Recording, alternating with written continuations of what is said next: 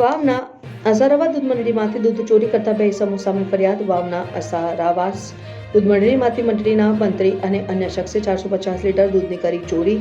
મંડળીના ટેન્કરમાંથી 450 litre દૂધ કાઢી વેચવા જતા હતા. બાબર ખાતે વેચવા જતી વખતે બનાસ ડેરીના વિસ્તરણ અધિકારીએ ઝડપી પાડ્યા. સ્કોર્પિયો ગાડીમાં સિન્ટેક્સ ટાંકી મૂકી તેમાં દૂધ ભરી જતા હતા વેચવા.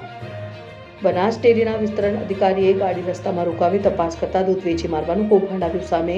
બાબર પોલીસ મથકે વિપુલ રામસંગ રાજપૂત ભરત રામસંગ રાજપૂત સામે નોંધાઈ ફરિયાદ. 450 લીટર દૂધ સ્કોર્પિયો ગાડી મોબાઈલ સહિત 4 લાખથી વધુનો મુદ્દામાલ પોલીસે લીધો કબજે.